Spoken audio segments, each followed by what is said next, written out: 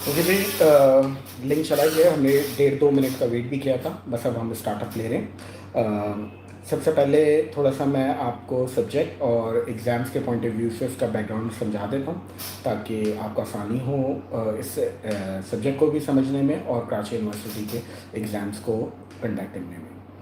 Pakistan past and present का जो ये सब्जेक्ट है, ये बेसिकली कवर करता है हिस्ट्री ऑफ सब कॉन्टिनेंट को। जितने भी इम्पोर्टेंट पॉलिटिकल इवेंट्स हुए हैं जिनके थ्रू पाकिस्तान क्रिएट हुआ है, यानी कि पाकिस्तान बनने से पहले के अहम जितने भी सियासी वाक़यात हैं, उनको ये सब्जेक्ट कवर करता है। उसके बाद जब पाकिस्तान 1947 में बन गया, तो कुछ क्वेश्चंस ऐसे आते हैं जो कि पोस्ट पाकिस्तान की इंडिपेंडेंस के बाद के जो इवेंट्स हैं, जो कि पॉलिटिकल कंट्रीब्यूशन है, उसमें कॉन्स्टिट्यूशनल कंट्रीब्यूशन है, किस तरीके से पॉलिटिकली इनरिच हुआ और पाकिस्तान इस करंट टाइम तक कैसे पहुंचा। इसमें एक क्वेश्चन कभी कभार करंट अफेयर से भी रिलेटेड होता है, जिसके अंदर मौजूदा पाकिस्तान को जो चैलेंजेस हैं, जो प्रॉब्लम्स हैं, वो आएँ। नॉर्मली ये सब्जेक्ट जो है आपने पास्ट में अपनी बीकॉम में भी, बैचलर्स में भी, अपने इंटरमीडिएट और मैट्रिक में भी जो सब्जेक्ट आप पाक स्टडीज़ से पढ़ के आ रहे हैं, वो उसके से बहुत ममासलत रखता है, बहुत सिमिलैरिटी रखता है, और उसके करीब करीब ये सब्जेक्ट है। अब कराची यूनिवर्सिटी की बात करते हैं। 40% एग्ज़ाम्स आपको इंटरनली मार्क्स मिलेंगे। इंटरनल एग्ज़ाम्स होगा जिसके अंदर आपको तमाम ज़्यादातर वही क्वेश्चंस पूछे जाएंगे इन टर्म्स ऑफ फाइनल, जो कि आपके कराची यूनिवर्सिटी में आएंगे। इस सब्जेक्ट के अंदर जो मैंने आज की क्लास में टॉपिक्स आपको निकाल के पहले बताए हुए थे, उन टॉपिक्स को आप इंग्लिश में या उर्दू में किसी में भी प्रिपेयर कर सकते हैं, जिसमें आप ज़्यादा फिजिबल हैं, जिसमें आपको सूटेबल लगता है लिखने में, जिनमें आप आइडिया ज़्यादा शेयर कर सकते हैं, वो लैंग्वेज का इंतखाब कर सकते हैं। ना कोई मसला नहीं, ना उर्दू में मार्क्स करते हैं ना इंग्लिश में। दूसरा इसके अंदर एक मामला ये है कि इस एग्ज़ाम्स के अंदर जब आप इन्वॉल्व होते हैं, तो इसके अंदर जो मैंने आपको टॉपिक्स अभी निकाल के दिए, it's a most repeated topic. कुछ बच्चों ने पूछा था जी पास पेपर्स के हवाले से बता दें, तो ये जो आपके सामने टॉपिक लिखे गए हैं, ये डिफरेंट ईयर्स के जो पास पेपर्स आए उनसे एक्सट्रैक्ट किए गए। तो अगर आपने in during quarantine in 4 topics को तैयार कर लिया, तो आप समझ लें कि आपका 30-40%, इवन 50% आपके फाइनल एग्जाम्स का जो पेपर आएगा उसके टॉपिक्स आपके कवर हुए। उसके बाद जो है वो सिलेबस में 3-4 टॉपिक मजीद रह जाते हैं। अगर वो आप किसी और सेशन में कवर कर लेते हैं, तो आप समझ लें आपके 70-80% फाइनल एग्जाम्स की तैयारी हो गई है। एग्ज़ाम्स कैसे आता है? एग्ज़ाम्स के अंदर टोटल 4 से 5 टॉपिक्स लिखे हुए होते हैं और आपको उन टॉपिक्स के आंसर्स देने होते हैं। सम टाइम 3 क्वेश्चंस अटेम्प्ट करने के लिए आते हैं, सम टाइम 2 क्वेश्चंस भी आते हैं और सम टाइम 4 क्वेश्चंस भी आते हैं। ये रेंज होती है एग्जामिनर की। अगर वो 4 देता है तो वो 6 टॉपिक आपको देता है, मतलब 6 क्वेश्चंस देता है और कहता है कि उनमें से कोई 4 कर लो। अगर उसको 3 अटेम्प्ट करवाने होते हैं तो वो 5 क्वेश्चंस आपको देता है और कहते हैं कि इनमें से कोई से 3 आप जो बेस्ट आप आंसर जानते हैं उनको अटेम्प्ट कर लें। टॉपिक के अंदर जो लिखने का मटेरियल होता है वो तकरीबन 2 से 3 पेजेस का होता है। इसके अंदर हेडिंग्स ज़्यादा इंपॉर्टेंट होती हैं इस सब्जेक्ट के अंदर। जो भी टॉपिक आप तैयार करें उसका बाकायदा तौर पे टॉपिक को तैयार करें। टॉपिक से मुराद क्या होती है? टॉपिक से मुराद ये होती है कि अगर आपसे कभी कोई एक लाइन में पूछा जाए जी व्हाट इज़ खिलाफत मूवमेंट, इसके अहम बैकग्राउंड क्या है, इसके कंट्रीब्यूटर क्या है, किसने खिलाफत मूवमेंट चलाई, हुआ कैसे और इसका एंडिंग क्या है, इन सारी बातों को कवर अप किया जाता है एक टॉपिक के अंदर जिसका नाम है खिलाफत मूवमेंट। तो बेसिकली जो आपको 4-5 टॉपिक निकाल के दिए हैं, आप टॉपिक को तैयार करें। क्लियर? जब आपकी टॉपिक की तैयारी हो जाएगी तो आप समझ लें कि quarantine is the best time जहाँ पे आप अपने इन थ्योरेटिकल सर, इसमें देखें कोई रॉकेट साइंस नहीं है, ये थ्योरी है, पीछे से बैकग्राउंड से आप पढ़ते हुए भी आ रहे हैं, सिर्फ आपको थ्योरी कवर अप करनी है। चलें जी सेशन की तरफ आते हैं। और सबसे पहले आज का जो टॉपिक हमने डिसाइड किया था वो वॉर ऑफ इंडिपेंडेंस है। अब इसका सवाल कैसे आता है? भले चाहें तो आप सवाल लिख भी सकते हैं अपने पास। उर्दू में ये सवाल इस तरह बनता है, जंग आज़ादी से क्या मुराद है, जंग आज़ादी के असबाब बयान करें, और बरसगीर पाक व हिंद के मुसलमानों पे इस जंग आज़ादी के असरात क्या पड़े थे, या वो वाक़या जो जंग आज़ादी की वजह से मुसलमानों के साथ हुए। What is War of Independence? What were the causes of War of Independence?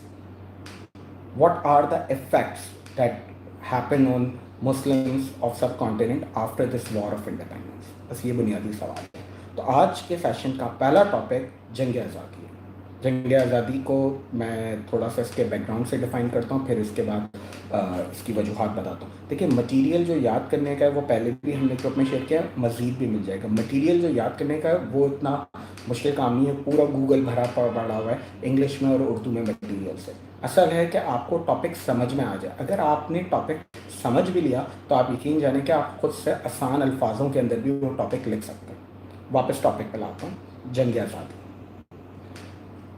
جنگ آزادی 1857 میں ہوئی ہے, 1857 میں. جنگ آزادی سے مراد کیا ہے؟ جنگ آزادی سے مراد مسلمان اور ہندوؤں نے مل کے انگریزوں کے خلاف ریبیلین کا کردار ادا کیا, ریوولٹ کیا. ریوولٹ کہتے ہیں بغاوت کو. ہوا یہ کہ بیک گراؤنڈ میں ایسٹ انڈیا کمپنی تجارت کی غرض سے آئی اور آہستہ آہستہ آ کے انہوں نے ملک کے اندر حکومتیں قائم کرنا شروع کر دی. ریاست کے اندر چھوٹی چھوٹی ریاستوں کو ڈیفیٹ کرنا شروع کیا. جو علاقے کے سماجی مسائل تھے ان میں انوالو ہونے لگے. جو مذہبی رسومات تھیں اس کے اندر ہو گئے. ہر علاقے کے اندر انہوں نے اپنا گوڈاؤن بنایا اور ان گوڈاؤن میں اسلحہ گولہ بارود بھرا اور اس کی حفاظت کے لیے مقامی لوگوں کو جاب پہ رکھ لیا, لائک گارڈ کے طور پہ. اپنی ایک پیرالل گورنمنٹ چلانے لگے ایسٹ انڈیا کمپنی یعنی کہ انگریز. چکر یہ تھا کہ ایسٹ انڈیا کمپنی کو جو اسلحہ گولہ بارود مل رہا تھا اس کے اندر جو ایک پہلا پرابلم آیا تھا وہ آیا تھا کارتوس کا. اصل جو کہانی شروع ہوئی تھی وہ کارتوس سے شروع ہوئی. کارتوس کے پیچھے جو تھی وہ چربی لگی ہوئی تھی آپ کے پاس سور کی, اور دوسری چربی لگی ہوئی تھی گائے کے گوشت کی. گائے کی چربی مسلمانوں کے لیے ایکسیپٹیبل تھا لیکن ہندوؤں کے لیے نہیں تھا, اور سور کی چربی ہندوؤں کے لیے ایکسیپٹیبل تھی بٹ ناٹ فار مسلمس. یہ جو فیکٹری تھی یہ ایک مقامی پارسی کی فیکٹری تھی جو کہ کارتوس بنایا کرتی تھی. یہ مقامی فیکٹری کے پارسی نے استعمال کیا ان دونوں جانوروں کو صرف اور صرف پرزرو کرنے کے لیے کہ کارتوس کی لائف جو ہے وہ لانگر رہے اور جو اس کا کارتوس کے اندر جو مٹیریل ہے وہ خراب نہ ہو. جب یہ کارتوس کی بات جو ہے مقامی سولجرز تک پہنچی جو کہ ایسٹ انڈیا کمپنی کے پے رول پہ تھے اور ان کے امپلائی تھے, تو انہوں نے بغاوت شروع کی. انہوں نے جنگ لڑنا شروع کیا اور انہوں نے کہا کہ انگریز آپ ہمارے ملک پہ قبضہ نہ کرو, آپ یہاں سے نکلو. یہ جنگ آزادی کے اسباب تھے. صرف ایک کارتوس, دیکھیں یاد رکھیے گا کارتوس کا واقعہ جو تھا وہ ٹریگر تھا, یعنی کہ جس کو آپ کہتے ہیں کہ آپ کے پاس سمپلی ایک تیلی تھی جس نے اس جذبات کو بھڑکا دیا. واقعات اس سے پہلے سے آ رہے تھے. پہلے سے واقعات یہ تھے کہ بہادر شاہ ظفر صاحب جو تھے وہ مقامی طور کے اوپر صرف اور صرف ایک قلعے کے بادشاہ رہ گئے تھے. بہادر شاہ ظفر کی دلی میں حکومت نہیں چلتی تھی. چھوٹی چھوٹی ریاستوں پہ ایسٹ انڈیا کمپنی آ چکی تھی. ایسٹ انڈیا کمپنی نے اپنا کوتوال لے آئے تھے, اپنا جوڈیشل سسٹم لے آئے تھے, اور وہ مقامی لوگوں کے ساتھ آ کے انٹریکٹ کرتے تھے. وہ مقامی معاملات کے اندر مداخلت کرتے تھے. ہندوؤں کے ایک رسم ہوا کرتی تھی جس کے اندر ہوتا تھا کہ اگر کوئی خاتون کا میاں مر جاتا تھا تو اس کی لاش کے ساتھ ہی اس کو بھی زندہ جلا دیا جاتا تھا. اس رسم کو ستی کی رسم کہتے تھے. انگریزوں نے آ کے خود انوالو ہو کے جہاں ان کو پتہ چلتا تھا کہ کہیں پہ بھی کوئی ستی کی رسم ہو رہی ہے, وار آف انڈیپینڈنس کا ٹاپک ہے جنگ آزادی اور اس کے اسباب. اب یہاں پہ جب انہوں نے مقامی لوگوں کو ستی کی رسم میں روکنا شروع کیا تو مقامی لوگوں نے کہا, ہندوؤں نے کہا کہ یہ آپ ہماری مذہبی رسومات کے اگینسٹ آ رہے ہیں, ہماری رسم ہے, ہمیں اس کو کرنے دیا جائے. انگریزوں نے ہر معاملے کے اندر انوالو ہونا شروع ہوا. یہ وہ وجوہات تھیں جس سے جنگ آزادی کی ایک بنیاد لگی. لیکن جو اصل جنگ آزادی کو ٹریگر ملا, جو اس کو آکسیجن فیول ملا, وہ یہ کارتوس والا واقعہ تھا. اس کارتوس والے واقعے نے مسلمانوں اور ہندوؤں کو ساتھ میں مل کے جنگ لڑنے کا آغاز کیا.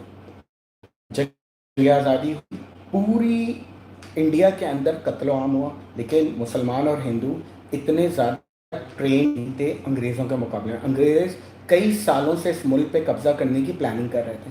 ان کے گوڈاؤنز کے اندر اسلحہ اور گولہ بارود موجود تھا. انہوں نے باقاعدہ طور پہ پلان کیا ہوا تھا کہ اگر یہاں پہ کبھی بھی جنگ آزادی ہوتی ہے تو ہم اس بغاوت کو کیسے کچلیں گے. اس کے اندر انہوں نے بہت سارے مقامی لوگوں کو بھی ملا دیا, لوگوں کو آگے کے فیوچر کی مراد دی, اور بہت سارے لوگ اس کے اندر انوالو ہوئے, اور آخرکار جنگ آزادی ایک مکمل طور پہ فیل ہو گئی. 1857 کی جنگ آزادی جب ختم ہوئی تو جنگ آزاد مطلب بر صغیر آزاد تو نہیں ہو سکا, لیکن انگریز باقاعدہ طور پہ اپنی کوئن وکٹوریہ کا جھنڈا لگانے میں کامیاب ہو گئے, اور اب باقاعدہ طور پہ جو پہلے ٹریڈ کی شکل یا آڑ میں آئے ہوئے تھے اب وہ اعلان کرتے ہیں کہ آپ کا بر صغیر پاک و ہند اب आज से ऑनवर्ड जो है वो क्वीन विक्टोरिया के अंडर आ गया और अब ये लंदन बकिंगम पैलेस से रन होगा। यानी कि अब आप एक कॉलोनियल सिस्टम में दाखिल हो चुके थे 1857 में, अब आपका मुल्क जो था वो एक गुलाम मुल्क में कन्वर्ट हो चुका था और आप एक मलका के अंडर आ चुके थे। ये है 1857 जंग आज़ादी। अब जंग आज़ादी के असरात ये आए कि मुसलमानों ने अंग्रेज़ों को किसी सूरत में कबूल नहीं किया। बहादुर शाह जफ़र को 1857 की जंग आज़ादी के बाद उनको उनके किले से निकाला गया और रंगून ले जाया गया और वहाँ पे ही उनके और उनके ख़ानदान के मुगलिया ख़ानदान के जो आखिरी फैमिली मेम्बर्स थे उन सबको बर्मा के अंदर जो है वो पाबंद सलासल कर दिया गया।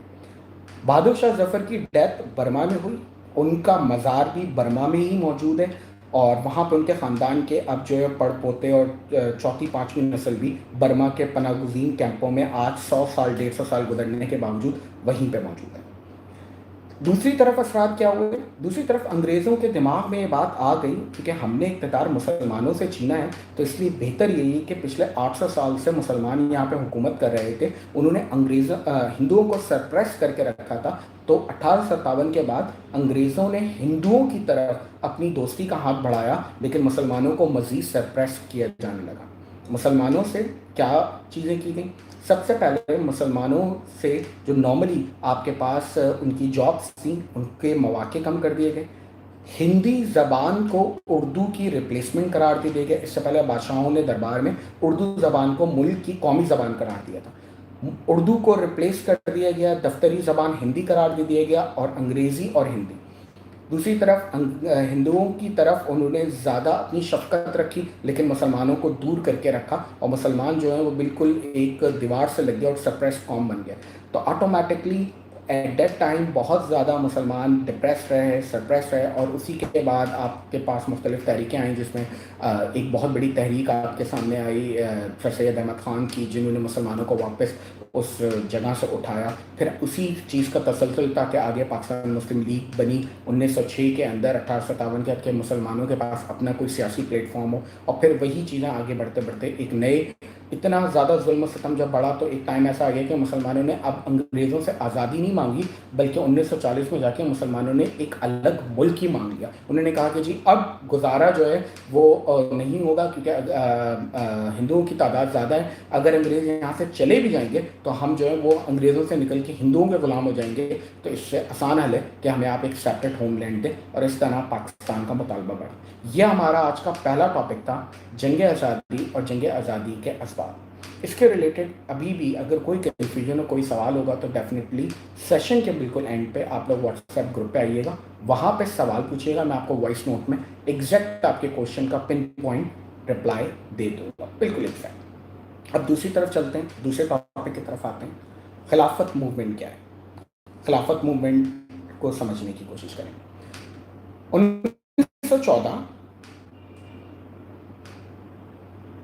बहादुर शाह जफ़र की जनरेशन अभी तक बर्मा में क्यों है? जी बिल्कुल मौजूद है बर्मा में। बेसिकली जब आपको अंग्रेज़ों ने बेदखल किया बहादुर शाह जफ़र और उसके ख़ानदान को, तो उनको जिला वतन करके यानी कि एक्साइल लाइफ गुजारने मजबूर किया और उनको रंगून में, क्योंकि उस टाइम पर रंगून भी अपना ब्रिटिशर्स के अंडर था, तो उन्होंने वहाँ पे मुल्क से दूर करके और अपनी आवाम से दूर करके उनको वहाँ पे पनागुज़ीन जिला वतन कर दिया। अब जब वो नस्ल वहाँ पे रही तो वो फिर second generation, third, fourth generation बस वहीं पे रही, तो वो वहाँ से वापस नहीं आई। अभी भी अगर आप यूट्यूब पे जाएं तो आपको बहादुर शाह जफ़र का मज़ार और बहादुर शाह जफ़र के फैमिली मेम्बर्स की यूट्यूब पे वीडियोज़ मिलेंगी जो कि अपना क्लेम करता है बंदा कि जी हमारे दादा जो थे वो बहादुर शाह जफ़र थे, क्योंकि डेफिनेटली उनको वहीं की एग्ज़ाइल मिली, नेशनैलिटी वहीं की मिली हुई है, तो वो वहीं पर रह सकते हैं, इसके अलावा वो कहीं नहीं निकले, तो वो ख़ानदान आज भी वहीं पर मौजूद है। अच्छा जी, टॉपिक था हमारा दूसरा खिलाफत मूवमेंट। अब खिलाफत मूवमेंट का सवाल लिख लीजिए अपने पास, कैसे आता है। खिलाफत मूवमेंट से क्या मुराद है? खिलाफत मूवमेंट की वजूहात क्या थी? खिलाफत मूवमेंट का मुतालबा क्या था? खिलाफत मूवमेंट नाकाम क्यों हुई? व्हाट इज़ खिलाफत मूवमेंट? जो खिलाफत मूवमेंट को उर्दू में तहरीक खिलाफत कहते हैं। देन उसके बाद सेकंड पॉइंट था, उर्दू में कहते हैं तहरीक खिलाफत, इंग्लिश में कहते हैं खिलाफत मूवमेंट। रीज़न फॉर खिलाफत मूवमेंट, वजूहात क्या हैं खिलाफत movement, what are the reasons, क्यों हुई थी खिलाफत। देन सेकंड पार्ट होता है खिलाफत मूवमेंट नाकाम क्यों हुई, what were the causes that defeat towards the खिलाफत मूवमेंट, ख़त्म हो गई, कंप्लीट अ फेलियर, वाई खिलाफत मूवमेंट अनसक्सेसफुल। दूसरा इसी का पार्ट कि खिलाफत मूवमेंट में किस किस ने क्या किरदार अदा किया। चलें जी वापस टॉपिक पे आ जाए, खिलाफत मूवमेंट को स्टार्ट करते हैं। पहली जंग अजीम, the first world war, the great world war, started in a year of 1914, 1914। 1914 में पहली जंग अजीम का आगाज होता है। 1914 में ये पहली जंग अजीम 1914 से आगाज होकर चलते हुए ख़त्म होती है 1918 में। इस पहली जंग अजीम में बहुत सारी कंट्रीज़ जब आपस में जंग लड़ रही होती हैं, क्योंकि इसको जंग अजीम वर्ल्ड वॉर इसीलिए कहते हैं कि ये दो मुल्कों के दरमियान नहीं थी बल्कि कई मुल्कों के दरमियान में आपस की फाइट थी। लेकिन इस जंग के अंदर दो ऐसे प्लेयर्स थे, दो ऐसी कंट्री थी जो मेन लीड के तौर पे, एक हब के तौर पे आ रही थी, और बाकी कंट्रीज उन किसी न किसी पूल में साथ में थी और वो उनको सपोर्ट करती थी। एग्जाम्पल, एक कंट्री थी जिसको आप कहते हैं ब्रिटिशर्स, इंग्लैंड। दूसरी तरफ इनके मुकाबले पे एक कंट्री खड़ी हुई थी, that's called German, Germany. German और ब्रिटिशर्स इस जंग के अंदर मेन की प्लेयर के तौर पर तस्वर हो रहे थे वर्ल्ड वॉर वन के अंदर। अब हम जिस मुल्क में रह रहे थे, इस मुल्क के अंदर हुकूमत जो थी वो ब्रिटिशर्स की थी। तो इसका मतलब है कि इंडिया पाकिस्तान के लोग चाहते हुए ना चाहते हुए डायरेक्टली वर्ल्ड वॉर वन के टाइम पे जो सपोर्ट कर रहे थे वो ब्रिटिशर्स को कर रहे थे। दूसरी तरफ इनके मुकाबले में जो कंट्री मौजूद थी उस कंट्री को आप सिंपली कहते हैं जर्मन्स। अब जर्मन्स की तरफ आते हैं। ये जो आपके पास पूरा मिडिल ईस्ट आज आपको नज़र आता है, Bahrain, Qatar, Saudi Arabia, UAE,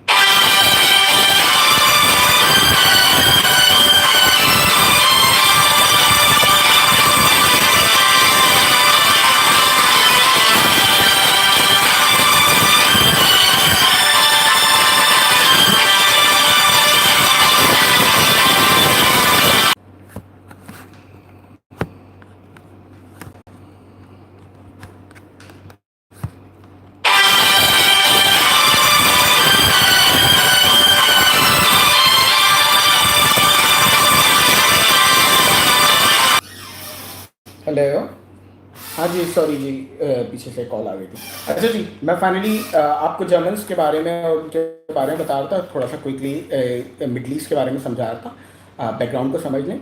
जो मिडल ईस्ट आपको आज मौजूदा नज़र आता है during the world war one, ये 1914 में ये मिडल ईस्ट ऐसा नहीं था। इस मिडल ईस्ट के अंदर जो सबसे बड़ी कंट्री हुआ करती थी, ये पूरा इलाका हज्जाज का इलाका कहलाता था। इसका नाम सऊदी अरेबिया भी नहीं था। एट दैट टाइम, उससे पहले जो है वो 1869 के अंदर टर्की में एक ऐसी खिलाफत बनाई गई थी जिसको खिलाफत उस्मानिया कहते हैं। इस खिलाफत उस्मानिया के अंडर में पूरा का पूरा मौजूदा मिडल ईस्ट आया करता था और पूरी की पूरी खिलाफत चलती थी। यानी कि अरब के ऊपर जो था वो तुर्क हुकूमत करते थे और सब चीज़ें इस्तांबुल और अंकारा से चलती थी। और अंकारा में मौजूद जो खलीफा था वो उस वक़्त के मुसलमानों का एक बड़ा खलीफा था। तुर्क ने जंग अजीम वन में, वर्ल्ड वॉर वन में, तुर्क ने साथ दिया जर्मन्स का। जर्मन्स वर्ल्ड वॉर वन हार गए। जब जर्मन्स वर्ल्ड वॉर वन हारे और ब्रिटिशर्स वर्ल्ड वॉर वन जीते, तो ब्रिटिशर्स ने सबसे पहले मिडिल ईस्ट के अंदर छोटे छोटे मुल्कों को प्रमोट करना शुरू किया कि तुम अरब हो, तुम्हें नेशनलिज्म आनी चाहिए, तुम अरबिक को प्रमोट करो, तुम पे तुर्क कैसे रूल आउट करते हैं, तुम सबसे पहले तुर्कों से अपना जान छुड़ाओ और खिलाफत मानिया जो है उसका खात्मा किया। ब्रिटिशर्स ने सबसे पहले मुसलमानों के मुक़द्दस मकामात, जिसके अंदर बैतुल मक़दस है, जिसके अंदर खाने काबा है, जिसके अंदर मदीना है, उसके अंदर अटैक्स भी स्टार्ट किए। और अब क्योंकि वो फातेह थे तो उन्होंने मुसलमानों के मुक़द्दस मकामात की बेहुरमती भी की। और सबसे पहले उन्होंने, क्योंकि जर्मन्स जंग हार चुके थे, तो उन्होंने मिडिल ईस्ट को ترکوں کے ہاتھ سے نکال لیا اور انہوں نے کہا کہ آپ خود اعلان کریں کہ آپ کا خلافت عثمانیہ سے کوئی تعلق نہیں۔ اب یہ خلافت عثمانیہ کے اثرات جو تھے وہ آپ کے سب کانٹیننٹ میں ہی موجود تھے۔ کیوں؟ یہاں پہ مولانا محمد علی جوہر موجود تھے، یہاں پہ مولانا شوکت علی جوہر موجود تھے، یہاں پہ بی اما موجود تھی۔ انہوں نے یہاں پہ پروٹیسٹ سٹارٹ کیا اگینسٹ دا برٹشر کہ آپ جو ہیں وہ کسی بھی صورت کے اندر مسلمانوں کی خلافت کو اس طرح ختم نہیں کر سکتے۔ آپ ان کا مطالبہ صرف دو مطالبے تھے کہ خلافت عثمانیہ، جس کو انگریزوں نے صرف اس جرم کی پاداش میں کہ انہوں نے انگریزوں کے خلاف، ترکوں نے انگریزوں کے خلاف جرمن کا ساتھ کیوں دیا؟ جرمن جنگ ہار چکے ہیں، انگریز جنگ جیت چکے ہیں، تو انگریزوں نے سب سے پہلے جرمن کا ساتھ دینے والوں کا کلا کما کیا۔ تو جرمن کا ساتھ ترکوں نے دیا تھا، اور ترک جو تھا وہ خلافت عثمانیہ چلا رہے تھے، تو انہوں نے سب سے پہلے خلافت عثمانیہ کا خاتمہ کیا۔ بر صغیر کے اندر پروٹیسٹ سٹارٹ ہوئے، مولانا محمد علی جوہر، مولانا شوکت علی جوہر، بی اما، ان سب نے پروٹیسٹ کیے، اور پروٹیسٹ کرنے کے ساتھ ساتھ انہوں نے مطالبہ کیا کہ خلافت عثمانیہ کو بحال کیا جائے۔ ملک میں احتجاجی تحریک شروع ہوئی، تحریک کامیاب بھی ہوئی۔ شروع کے اندر جو ہے وہ گاندھی نے اس تحریک کا سپورٹ کیا۔ 1919 یعنی کہ ورلڈ وار 1 کے خاتمے کے ایک سال بعد 1919 میں تحریک خلافت کا آغاز ہوا۔ اس کے فاؤنڈر جو تھے مولانا محمد علی جوہر، مولانا شوکت علی جوہر اور بی اما جو تھی وہ ان کی فاؤنڈر تھی۔ خلافت تحریک آگے چلی۔ تحریک خلافت میں مسلمان مطالبہ کر رہے تھے انگریزوں سے کہ جی آپ جو ہیں وہ سمپلی یہ کہ کہنے میں اسٹارٹر تھی، انیشیٹر تھی اس پوری تحریک خلافت کی۔ آگے کے انہوں نے سمپلی ایک ڈیمانڈ کیا کہ جی خلافت کو جو ہے وہ مکمل طور پہ بحال کیا جائے، مسلمانوں کے مقدس مقامات کی حفاظت کیا جائے اور یہ ساری چیزیں۔ لیکن انگریز جو تھا وہ بہت شاطر تھا، بہت تیز تھا، اس نے دونوں محاذ پہ کام کیا۔ سب سے پہلے اس نے ترکی میں کام کرنا شروع کیا، اور ترکی کے اندر ترک عوام کو کہا کہ تم تو لبرل اور سیکولر ہو جاؤ، تمہارا کیا تعلق بنتا ہے کہ تم خلافت چلاؤ؟ تم صرف اپنے ترک کو دیکھو، اپنے ٹرکی کو دیکھو، اور ٹرکی کے اوپر ایمفسائز کرو رادر دین تم مڈل ایسٹ کے پھڈے میں پڑو۔ تو انہوں نے وہاں پہ ایک ایسا کریکٹر پیدا کیا جو کہ مقامی ترک تھا، اس نے لوگوں کو سیکولر ہونے کی ترغیب دی اور اسلام سے دور ہونے کی بات کی۔ اس کا نام تھا Mustafa Kemal Ataturk, the founder of modern Turkey. اس ماڈرن ٹرکی کے اندر 2 سے 3 سال کی تحریک چلی، اور 1924 کے اندر باقاعدہ طور پہ ترکی نے اپنے کانسٹیٹیوشن کو اسلام سے ہٹا کے سیکولر بنا دیا، اور اس نے کہا کہ ہم تحریک خلافت کو ختم کرتے ہیں، ہمارا کوئی تعلق نہیں، ہم صرف ترکی کو چلائیں گے، اور ترکی کا کانسٹیٹیوشن ایک آزاد کانسٹیٹیوشن ہوگا، ہمارا کلچر آزاد ہوگا، ہمارے لوگ آزاد ہوں گے، ہم سب کو آزادی دے رہے ہیں۔ اور یہ کر کے آپ نے 1924 کے اندر ترکی کے اندر باقاعدہ طور پر سیکولر ترکی بنا، کنٹینیوسلی نعرے لگاتے ہیں، مظاہرے کرتے ہیں، اور ملک کے اندر مظاہرے اور نعرے چلتے رہتے ہیں۔ گاندھی جو ہوتے ہیں وہ 1921 میں اس تحریک میں شامل ہوتے ہیں، اور گاندھی کے آنے کے بعد اس تحریک میں سمجھ لیں 4 چاند لگ جاتے ہیں، کیونکہ وہ کراؤڈ پولنگ ایک پرسنالٹی تھی، تو ہزاروں لاکھوں کا مجمع وہ جمع کر سکتا تھا۔ تحریک خلافت میں بہت پاور آ چکی تھی، کیونکہ اب اسی موقع پہ گاندھی کا وہ فیمس بیان بھی ہے کہ تمام کے تمام ہولی پلیسز پوری دنیا میں جو بھی ہوتی ہیں وہ حفاظت اور احترام کے لائق ہیں، ان کی ہمیشہ حفاظت اور احترام کرنا چاہیے۔ برٹشرز نے کیونکہ مسلمانوں کے مقدس مقامات کی توہین کی ہے اور وہاں پہ جوتوں سمیت جو ہے مساجد میں گھسے ہیں، تو اس لیے بہتر یہی ہے کہ برٹشرز جو ہے معافی مانگے اور خلافت عثمانیہ کو بحال کریں۔ لیکن گاندھی 1-1.5 سال تک تو تحریک خلافت میں رہے، لیکن اس کے بعد گاندھی کی اپنی ایک بھوک ہڑتال کی تحریک آ گئی، تو گاندھی جب تحریک خلافت پیک کے ٹائم پہ تھی تو اس تحریک سے الگ ہوئے۔ تحریک خلافت سے گاندھی کا الگ ہونا 1922 کے اندر گاندھی الگ ہوئے تھے، تحریک خلافت کے لیے ایک بڑا جھٹکا تھا، کیونکہ ایک بہت بڑا لیڈر جو کہ اس وقت کا سب کانٹیننٹ کا 1922 کی تاریخوں میں سب سے بڑا لیڈر ہوا کرتا تھا، تو آٹومیٹکلی اس کے پاس مسلمانوں کی اور ہندوؤں دونوں کی سپورٹ حاصل تھی گاندھی کے پاس، تو آٹومیٹکلی اتنے بڑے لیڈر کا آپ کی تحریک سے الگ ہونا آپ کی تحریک کے لیے پرابلم تھا۔ دوسرا پرابلم تحریک کو اس وقت ملا جب انگریزوں نے مقامی طور پہ جو ہے وہ اس پورے حجاز کے علاقے کو توڑ کے یہاں پہ چھوٹی چھوٹی سی ریاستوں میں ان کو ڈیوائڈ اینڈ رول والی پالیسی اپلائی کی، اور یہاں پہ چھوٹے چھوٹے سے ملک بنا لیے، جیسے ایک سعودی عربیہ ایک ملک بنا، آگے لیٹر آن آپ کو UAE نظر آیا، عمان نظر آیا، مختلف ممالک نظر آئے، تو آٹومیٹکلی جو پورا مسلمانوں کی ایک یونٹی تھی اور یہ پورا علاقہ حجاز کا علاقہ ٹرکی کے انڈر میں تھا وہ ٹوٹ پھوٹ کا شکار ہو گیا۔ تو آٹومیٹکلی جہاں پہ تحریک سلطنت عثمانیہ قائم کرنی، اس سلطنت کے ٹکڑے کر دیے گئے. دوسری طرف وہ سلطنت جہاں سے وہ بنیاد لی گئی تھی اس ملک کے اندر کمال مصطفیٰ اتاترک کو بیچ کے ختم کر دیا. تیسری طرف یہاں پہ گاندھی بیک آؤٹ ہو گئے. چوتھی طرف آٹومیٹکلی جب فائنلی ٹرکی نے ڈکلیئر کر دیا کہ وی نیڈ ناٹ اینی خلافت، ہمیں کسی خلافت کی ضرورت نہیں ہے، تو آٹومیٹکلی آپ سمجھ لیں اس پوری تحریک 1924 کے اندر دفن ہو گئی اور یہ تحریک جو ہے وہ اینڈ ہو گئی. اور اس تحریک کے اندر مزید کچھ نہیں نکلا اور برٹشرز اپنی جگہ پہ رولر بنے رہے اور لوگ آگے کی طرف نکل گئے.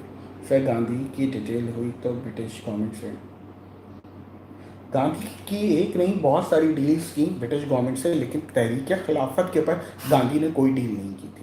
گاندھی کا پرابلم یہ تھا کہ ڈیورنگ دا تحریک خلافت جلیاں والا باغ کا ایک بہت بڑا واقعہ ایسا آیا تھا کہ اس جلیاں والا باغ کے واقعات کے اوپر جو ہے وہ پوری گورنمنٹ جو تھی وہ مطلب ہل گئی تھی اور گاندھی نے جو ہے وہ پروٹیسٹ کی کال دے دی تھی. تو گاندھی کی پریفرنس جو تھی وہ جلیاں والا باغ کے لوگوں کو، جن لوگوں نے وہ کام کیا تھا ان کو سزائیں دلوانی تھی.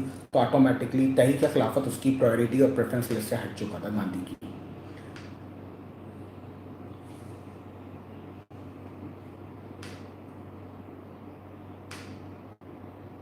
ہاں ہمارا یہ ٹاپک نہیں ہے، اس کو آپ واٹس ایپ پہ پوچھیے گا تو میں آپ کو اس کا الگ آنسر دے دوں گا. ٹرکی یا عرب کا یہ کیا ہے؟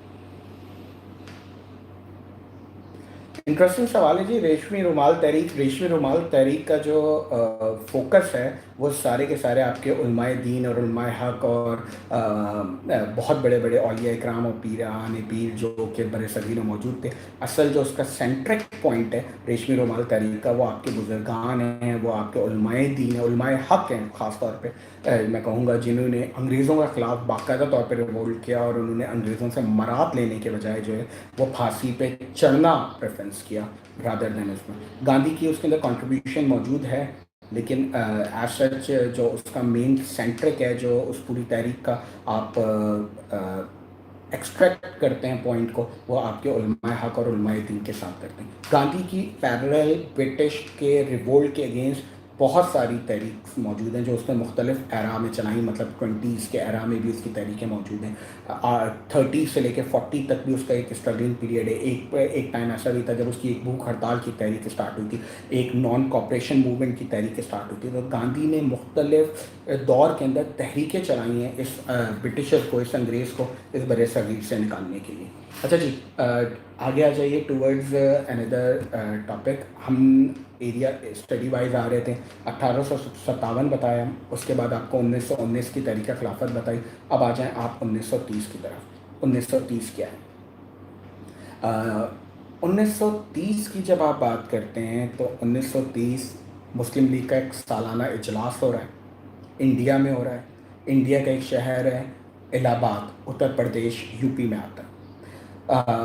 یو پی پورا اسٹیٹ ہے، اس یو پی کے اندر ایک شہر الہ آباد ہے. الہ آباد کے اندر مسلم لیگ کا سالانہ اجلاس ہو رہا ہے.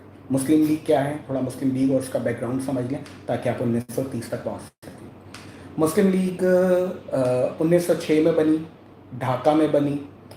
اینگلو محمدن ایجوکیشنل کانفرنس جو کہ سر سید احمد خان کی ایجوکیشنل موومنٹ تھی، اس کا سالانہ اجلاس ہوا، یعنی کہ ایجوکیشنل کانفرنس تھی جس کا کوئی سیاسی ایجنڈا نہیں تھا.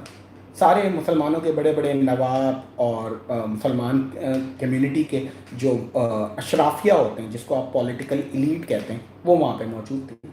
انہوں نے آپس میں کہا کہ جی 1885 یاد رکھیے گا، یعنی کہ 15 سال پہلے آپ کی 22 سال پہلے کانگریس بنی ہے اور 22 سال بعد مسلم لیگ بنی ہے. 1885 میں کانگریس بن چکی ہے، کانگریس کام کر رہی ہے، سب کچھ چل رہا ہے. تو 1906 میں مسلم لیگ کے اجلاس میں کہا گیا کہ کانگریس میں ہمیں فیلنگ آتی ہے کہ یہ ہندو کیونکہ ڈومیننٹ ہے تو ہندوؤں کے رائٹس اور ہندوؤں کے انٹرسٹ کو پروٹیکٹ کر رہی ہے، بٹ ہمارے انٹرسٹ کو یعنی کہ مسلم کمیونٹی کے انٹرسٹ کو کوئی پروٹیکٹ نہیں کر رہا. So what we need a separate political party. ہمیں ایک بالکل الگ سیاسی جماعت بنانے کی ضرورت ہے جس کا کانگریس سے کوئی تعلق نہ ہو.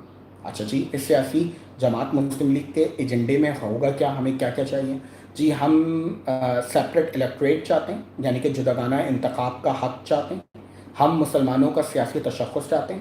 ہم چاہتے ہیں کہ برٹشرز جب مسلم کمیونٹی کے بارے میں بات کریں تو برٹشرز مسلم لیگ سے بات کریں, یعنی کہ ہم سے بات کریں رادر دین کانگریس سے. کانگریس کا مسلم لیگ سے کوئی تعلق نہیں ہے, مسلمانوں سے کوئی تعلق نہیں ہے. تو اس لیے ہمارے کمیونٹی کی ٹاکس کے لیے صرف مسلم لیگ آگے آئے گی, نہ کہ کانگریس. یہ مسلم لیگ کا ایجنڈا ہے. میں اس سے تھوڑا سا اختلاف اس لیے رکھتا ہوں کہ کانگریس کے اندر بہت بڑی تعداد میں مسلمانوں کے بڑے بڑے لیڈر, بڑے بڑے علماء, بڑے بڑے مدارس کے اشرافیہ جو تھے, مفتی اکرام جو تھے, وہ کانگریس کے سپورٹر تھے, مسلم لیگ کے سپورٹر نہیں تھے.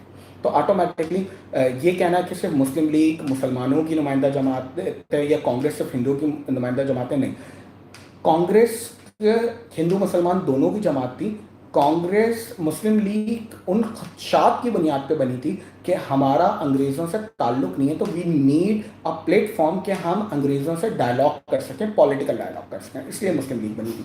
مسلم لیگ کے پہلے صدر سر آغا خان تھے, یعنی کہ ہماری آغا خانی کمیونٹی جتنی بھی موجود ہے پوری دنیا میں, تو ان کی جو اس وقت کے پیر تھے پرنس کریم آغا خان کے دادا کی میں بات کر رہا ہوں, وہ آغا خان جو تھے یہ موجود تھے مسلم لیگ کے پہلے صدر کے طور پہ.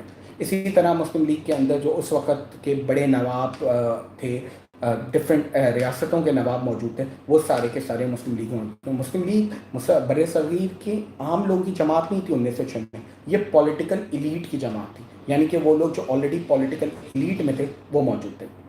کوئکلی آگے کی طرف چلتے ہیں. اب اس بات کو ملاتے ہیں 1930 تک. 1906 میں مسلم لیگ بنی, کام کرنا شروع کیا, لوگوں کو ان کرنا شروع کیا. 1913 میں قائد اعظم بھی مسلم لیگ میں آ گئے, کانگریس چھوڑ کے آئے تھے قائد اعظم.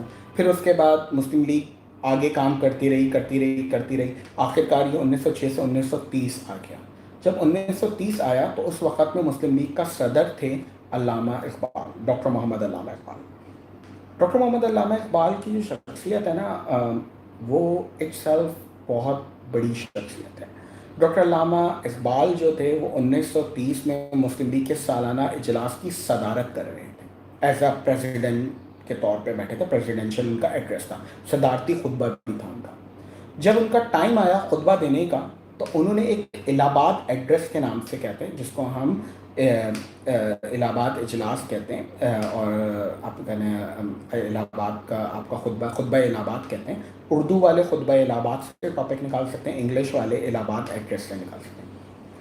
1930 ہے, الہ آباد کا مقام ہے, مسلم لیگ کا سالانہ اجلاس چل رہا ہے.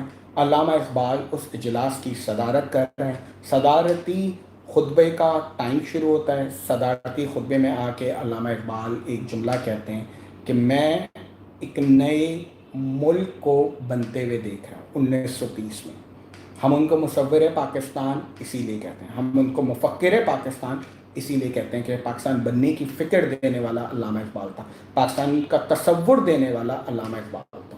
علامہ اقبال نے آنے کے ساتھ ہی سب سے پہلے جب اسٹارٹ اپ لیا تو صدارتی خطبے میں انہوں نے شروع کی گفتگو, اور شروع کرتے ہی انہوں نے کہا کہ میں مستقبل قریب میں وہ تمام علاقے جو مغرب اور مشرق اور مغرب اس لیے کہا کیونکہ ایک طرف آپ کے پاس بنگلہ دیش والا ایریا تھا اور ایک طرف آپ کے پاس پاکستان والا ایریا تھا. مغرب میں پاکستان تھا, مشرق میں بنگلہ دیش والا ایریا تھا, کولکتہ اور یہ سارا بنگلہ دیش موجودہ بنگلہ دیش. انہوں نے کہا کہ یہ سارے مسلم میجورٹی ایریا, وہ تمام علاقے جہاں پہ مسلمانوں کی اکثریت ہے, مجھے مستقبل قریب میں یہ ایک نئی ریاست بنتے ہوئے نظر آ رہے ہیں. آپ کو بڑی میں انٹرسٹنگ بات بتاؤں, پوری تحریک میں بھلے وہ گاندھی صاحب چلا رہے ہیں, بھلے وہ جناح صاحب چلا رہے ہیں, ابھی تک ملک میں ایک الگ ملک بنانے کی بات کسی نے نہیں کی. ابھی تک صرف یہ چیزیں چل رہی تھیں کہ انگریزوں سے نان کوآپریٹو موومنٹ کیسے چلائی جائے, انگریزوں کو یہاں سے کیسے نکالا جائے, انگریز کیسے بھاگیں گے, یا ہر کوئی پولیٹیکل رائٹس مانگ رہا تھا, یعنی کہ ہمیں جو ہے وہ حکومت میں حصہ لینے کے لیے, کنٹریبیوٹ کرنے کے لیے ہمیں کام کیے تھے. بس ابھی تک تحریکیں جو تھیں وہ رائٹس مانگنے پہ تھی, یعنی کہ غلام اپنے حقوق مانگ رہے تھے, لیکن ابھی تک کسی نے سیپریٹ ہوم لینڈ کی بات نہیں کی. ایک دم سے علامہ اقبال اٹھتے ہیں اور علامہ اقبال اپنے صدارتی خطبے میں یہ جملہ عرض کرتے ہیں کہ مجھے مستقبل قریب میں مسلمان میجورٹی ایریاز جہاں جہاں مسلمان اکثریت سے ہیں, جن جن علاقوں میں, ان علاقوں پہ مشتمل ایک نیا ملک بنتا ہوا نظر آ رہا ہے. تحریک پاکستان کی بنیاد یہ خطبہ ہے جو 1930 میں ہوا. 1930 سے 1947 لگا لیں, صرف 17 سال میں جو علامہ اقبال نے بات کہی تھی وہ عملی جامہ پہنا اور اس خواب کی تکمیل ہوئی, اور 14 اگست 1947 کو آپ کا ملک آزاد ہو گیا.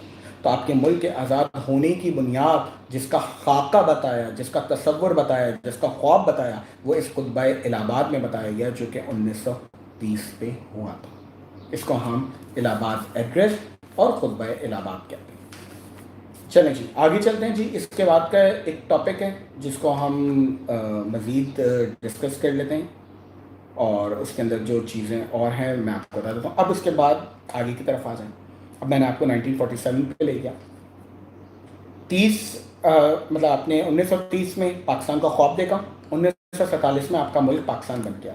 جیسے ہی آپ کا ملک پاکستان بنتا ہے تو یہ جو لکیر کھینچتی ہے جس میں پاکستان اور انڈیا الگ الگ ہوتے ہیں, تو پاکستان انڈیا کے لیے ان ایکسیپٹیبل تھا, ان پوری پولیٹیکل ایلیٹ کے لیے ان ایکسیپٹیبل تھا کہ وہ پاکستان بنے. کیوں؟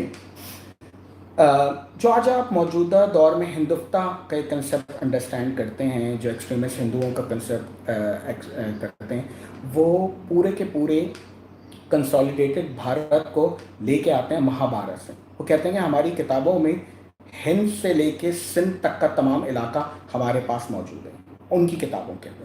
تو آٹومیٹکلی وہ کسی بھی صورت پہ اس ڈویژن آف پاکستان کو دل سے قبول نہیں کر سکے. پاکستان بن تو گیا, لیکن جو ہندو ڈومیننٹ والی پولیٹیکل ایلیٹ تھی اس کے لیے پاسبل نہیں تھا کہ وہ پاکستان کو قبول کر سکے, کیونکہ جو اکھنڈ بھارت کا کنسیپٹ ہے, جو اکھنڈ بھارت ان کی نظر میں سندھ کے کراچی سے سٹارٹ ہو کے اور ان کے پاس جو ہے وہ بنگلہ دیش تک جاتا ہے, یہ اکھنڈ بھارت کا جتنا بھی ایریا ہے وہ سارا سے بھارت ہونا چاہیے. اس میں یہ پاکستان یا بنگلہ دیش یا بھوٹان, نیپال اس جیسے ملکوں کا کوئی تصور نہیں ہے ان کے پاس. تو آٹومیٹکلی اب پاکستان بن تو چکا ہے, پاکستان ایک زندہ حقیقت ہے.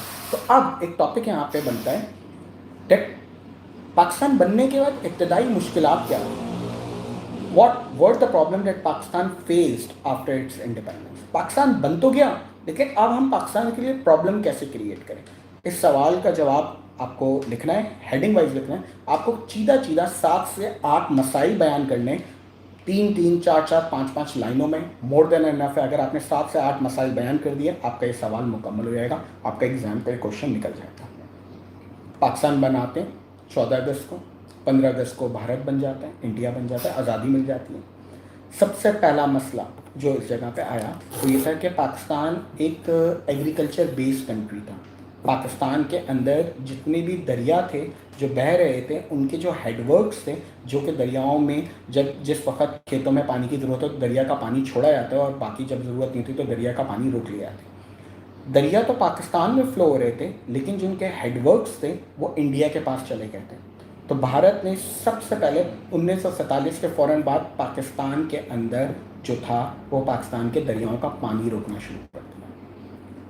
جب پاکستان کو پانی کی ضرورت ہوتی تو وہ پانی میسر نہیں ہوتا, اور جس وقت اس کی فصلیں تیار ہوئی تھیں اس کو پانی کی ضرورت نہیں ہوتی, اس وقت وہاں پہ ایکسٹرا پانی چھوڑ دیا جاتا. یعنی کہ ایک پرابلم کریٹ کرنے کا تصور تھا, کنٹینیوسلی پاکستان کے لیے پرابلم کریٹ کرنا تھا. کیوں؟ کیونکہ ایک نیو ملک ہے, یہ کسی بھی صورت میں اسٹیبل نہ ہو سکے, اور اس کے لوگ ہی اس کے قائد اعظم کے اور اس کے لوگ ہی اپنے ملک کے دشمن بن جائے اور واپس انڈیا کے ساتھ شامل ہو جائیں. یہ ایک پہلا مارکا تھا, یعنی کہ نہری پانی پاکستان کا روکا گیا. پاکستان کا ریور میں جتنا پانی تھا وہ روکا جا رہا تھا ان ہیڈ ورکس کے ذریعے. یہ ایک مسئلہ تھا. دوسرا مسئلہ کیا تھا, جب یہ پارٹیشن ہوا تو یہ پارٹیشن صرف لوگوں کا نہیں تھا, اس پارٹیشن میں جو ڈویژن تھی وہ تمام چیزوں کی ڈویژن تھی. اس میں اسلحہ اور گولہ اور بارود بھی ڈیوائڈ ہونا تھا. تو پاکستان کے کو جو کچھ انڈیا سے ملنا تھا اکارڈنگ ٹو دا فارمولا جو 3 جون پلان کے اندر ڈسکس ہوا تھا, پاکستان بننے سے پہلے 14 اگست سے پہلے 3 جون کو انڈیا اور پاکستان کے لوگ بیٹھے تھے, یعنی کہ پولیٹیکل ایلیٹ بیٹھی تھی. اس نے ڈیسائیڈ کیا تھا کہ کس طریقے سے ہمارے پیسے, ہمارا مطلب خزانہ جسے آپ کہتے ہیں, ہمارا اسلحہ گولہ بارود, ہماری فضائیہ, ہماری آرمی اور ہماری نیوی ڈیوائڈ ہوگی دونوں ملکوں کے اندر. تو جس ملک میں جتنی پاپولیشن تھی اس کو اتنا پرسنٹیج ملنا تھا. انفارچونیٹلی انڈیا نے پاکستان کو ملنے والے پیسے کے اوپر قبضہ کر لیا, جو پیسہ پاکستان کے لیے بہت اہمیت تھا. تو انڈین ریزرو کے اندر, ہمارے ریزرو بینک آف انڈیا میں آج بھی ہمارے وہ پیسے پڑے ہوئے جو 1947 سے انڈیا نے ہمیں نہیں دی، وہ آج بھی پیسے وہاں پہ پڑے ہیں. وہ پیسہ پاکستان کے بننے کے وقت جب ایک نئی ملک تھا تو اس وقت پیسے کی بے تحاشا ضرورت تھی، پاکستان کے پاس نہیں ملے. دوسرا، اسلحہ گولہ بارود جو ڈسٹریبیوٹ ہونا تھا اکارڈنگ ٹو دا فارمولا وہ ہمیں نہیں دیا گیا. تیسرا، یہ ڈیسائیڈ ہوا تھا کہ جتنے ہندو یہاں سے نکل کے انڈیا جائیں گے اور جتنے مسلمان وہاں سے نکل کے آئیں گے تو ان کی جائیدادیں آپس میں سیٹلڈ ہوں گی. یعنی کہ اگر کوئی بندہ دلی چھوڑ کے کراچی آ رہا ہوگا تو اور وہ دلی میں جتنی بڑی پراپرٹی چھوڑ کے آئے گا وہ اپنے کاغذات کراچی میں لا کے سبمٹ کرائے گا تو کراچی میں اسی سائز کے مطابق زمین اس کو دے دی جائے گی. انفارچونیٹلی یہ چیز یہاں پہ نہیں کی گئی. مہاجرین کی آمد ہو رہی تھی، ان کو سیٹل کرنے کا مسئلہ تھا کہ ان کو کہاں رکھا جائے اور کس طریقے سے کرے. آپ کے پاس اپنی حکومت کے پاس اپنا بجٹ اور اپنا فنڈ نہیں تھا. جس فنڈ کا آپ کو آسرا تھا خزانے کو ملک کو چلانے کے لیے، وہ پیسے تو انڈیا نے قبضہ کر لیا تھا، وہ تو پیسہ دینے کے لیے تیار نہیں تھا آپ کو. دوسری طرف جو مہاجر آ رہے تھے ان کی جو بھی گاڑیاں یہاں پہ آتی تھی وہ لٹے پھٹے آ رہے تھے، ان کو مارا جا رہا تھا. کسی کے خاندان کا کوئی بندہ کو قتل کر دیا جاتا تھا، کسی خاندان کا کوئی بندہ تھا تو ان لوگوں کو لا کے اس ملک میں سیٹل کرنا ایک بہت بڑا مسئلہ تھا. چوتھی طرف آپ کے پاس ان مسائل کے علاوہ آپ کے پاس جو مسائل موجود تھے وہ پراپرٹیز کی سیٹلمنٹ تھی، کاروبار کی سیٹلمنٹ تھی، فیکٹریز کی سیٹلمنٹ تھی جو دونوں ملکوں کو آپس میں لوگوں کے لیے کرنی تھی. لیکن انفارچونیٹلی وہ سیٹلمنٹ نہیں ہو پائی. جی ریفیوجی کرائسس آپ کہہ رہے ہیں، بالکل it's a very biggest, it was a biggest crisis at that time. بہت بڑا مہاجرین کی آمد کا مسئلہ تھا. وہ کنٹینیوس آ رہے تھے، ان کو سیٹلمنٹ نہیں مل رہی تھی. اس کے بعد جب آپ مزید آگے کی طرف جاتے ہیں تو ریاستوں کا ایک مسئلہ تھا. ریاست کا مسئلہ کیا تھا؟ پاکستان اور انڈیا کے بننے کے بعد اس وقت جو چھوٹی چھوٹی سی ریاستیں تھیں ان کو یہ موقع دیا گیا تھا کہ وہ اپنے آپ کو جس ملک کے ساتھ چاہیں وہ شامل ہو جائیں. کشمیر کے اندر جو ایک مسئلہ آیا وہ یہ تھا کہ کشمیر کے اندر میجورٹی تو مسلمانوں کی تھی، لیکن اس کا جو ایڈمن کا اس ٹائم کے اوپر جو اس کا راجا تھا، مہاراجا جو تھا وہ ہندو تھا. تو آٹومیٹکلی اس نے اپنا ووٹ انڈیا کی طرف کر دیا اور پاکستان کی طرف نہیں کر دیا، جبکہ کشمیری جو تھے وہ پاکستان کے ساتھ اپنا الحاق چاہتے تھے. دوسری طرف اسی طرح ایک اور آپ کے پاس جوناگڑھ کی اسٹیٹ ہوتی ہے. جو جوناگڑھ کی اسٹیٹ تھی اس کے اندر مسلمان جو تھے وہ رول آؤٹ کر رہے تھے اور نواب آف جوناگڑھ موجود تھے. تو نواب آف جوناگڑھ نے پاکستان سے اپنے آپ کو الحاق کرنے کی بات کی گئی، لیکن انڈین فورسز نے اپنی فوجیں جوناگڑھ ریاست پہ بھیج دی اور جوناگڑھ پہ بھی قبضہ کر لیا اور جوناگڑھ پاکستان کے ساتھ چاہتے ہوئے اعلان کرنے کے باوجود پاکستان کے ساتھ شامل نہیں ہو سکا. اس طرح ریاستوں پہ قبضہ تھا. تیسری طرف ایک مسئلہ تھا آپ کی باؤنڈری وال کا، یعنی کہ آپ کے بارڈر کا. اس سے پہلے کیونکہ انڈیا پاکستان ایک ہوا کرتا تھا تو آٹومیٹکلی آپ لاہور سے پنجاب، انڈین پنجاب یا امرتسر جا رہے ہوتے تھے تو وہ ایک ہی علاقہ تصور کیا تھا. ابھی تک آپ کے پاس بارڈرز نہیں تھے. اب وہ بارڈر کی جو لائن بننی تھی وہ کہاں سے کہاں تک بننی تھی، انڈیا کو کتنا علاقہ دینا تھا، پاکستان کو کتنا علاقہ دینا تھا، اس کے اندر بارڈر لگانا ایک بہت بڑا مسئلہ تھا. کیونکہ جب تک بارڈر نہیں لگتا کوئی بھی بارڈر کے پار ادھر بھی آ سکتا تھا اور ادھر بھی جا سکتا تھا. یہ بارڈر لگنا بہت امپورٹنٹ چیز. اس نہری پانی کا مسئلہ اچھا خاصا ٹائٹ کے اوپر چلا گیا. Junagadh was Hindu majority. Daniyal, yes you are right, Junagadh was an Hindu majority but نواب تو مسلمان تھا نا. سیم فارمولا اپلائی، اگر آپ جوناگڑھ ہمیں دیتے ہو تو same formula apply with Kashmir. Majority تو مسلمان تھی، آپ نے دونوں سائڈ اپنے پاس رکھے ہوئے تھے. یعنی کہ کشمیر کی میجورٹی پاکستان کے ساتھ آنا چاہتی تھی، صرف آپ نے مہاراجا کی بنیاد کے اوپر کشمیر ہتھیا لیا.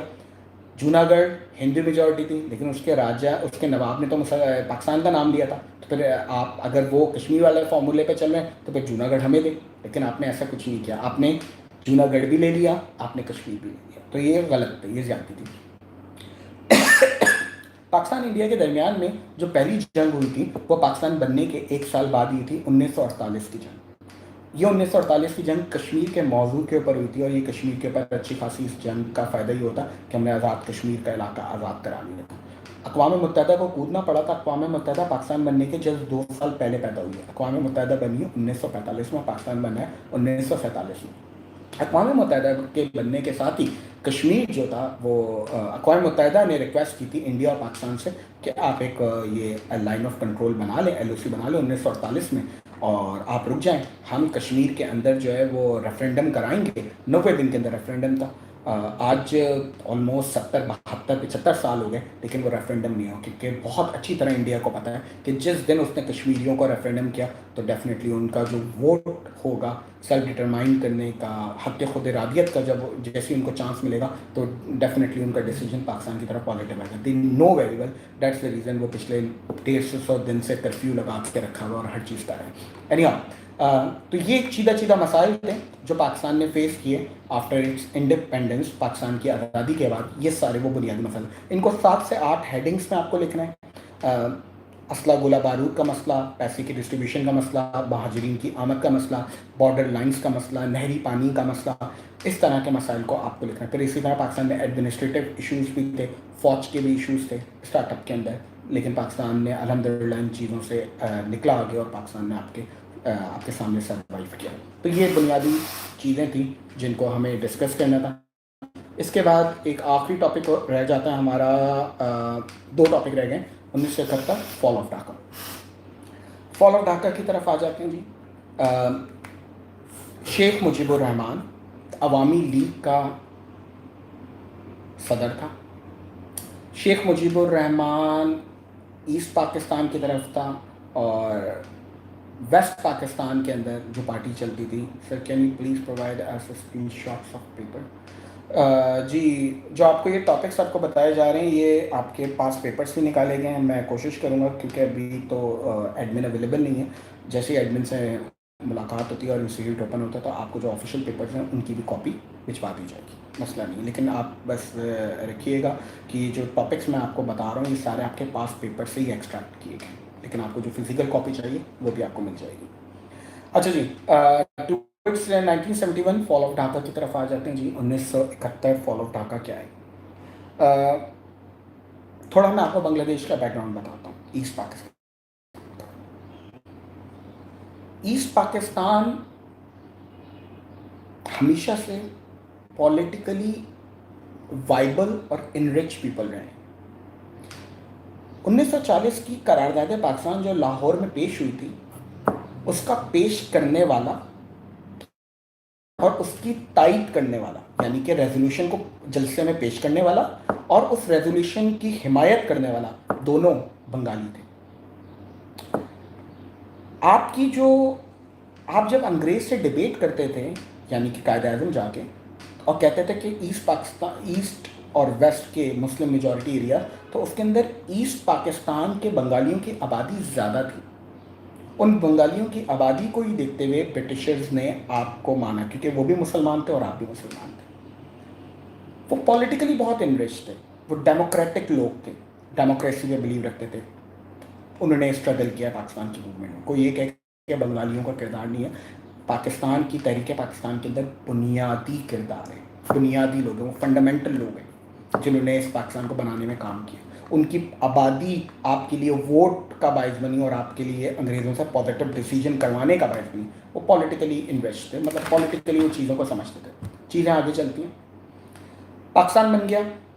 اب پاکستان کے اوپر جو بھی رول ہو رہا ہے وہ سارا کا سارا وہ East Pakistan West Pakistan are consider as a equal Pakistan. ایسا نہیں تھا کہ ایسٹ پاکستان الگ تھا اور ویسٹ پاکستان الگ تھا. آپ میں کوشچنس کو ابھی نہیں لے رہا، کائنڈلی آپ کوشچنس جو ہے نا بس سیشن کے فوراً بعد واٹس ایپ پہ پوچھ لیے گا، میں اسپیسیفک آنسر دیتا ہوں. اچھا جی، ایسٹ پاکستان کے لوگ ایسٹ پاکستان میں چل رہے تھے اور ویسٹ پاکستان کے لوگ ویسٹ پاکستان میں چل رہے تھے. دونوں ملک آپس میں اچھے طریقے سے بھائیوں کی طرح رہ رہے تھے.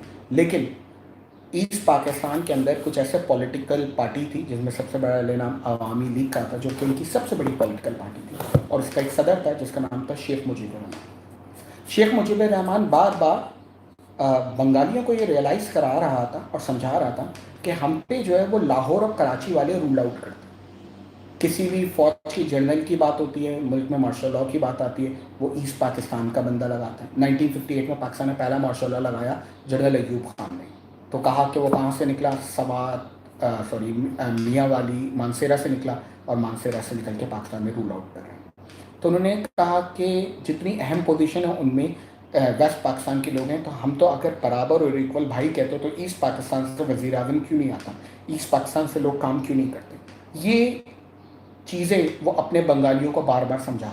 وہ بنگالیوں کو سمجھاتا ہے کہ جب دونوں ایکول ہیں تو بنگلہ زبان ہونی چاہیے. یہ اردو زبان کہاں سے ہو گئی جو کہ ہم بنگالیوں کو اردو کیوں ملے؟ ہماری نیشنل لینگویج بنگالی ہونی چاہیے, ویسٹ پاکستان کے لوگوں کی نیشنل لینگویج اردو ہونی چاہیے.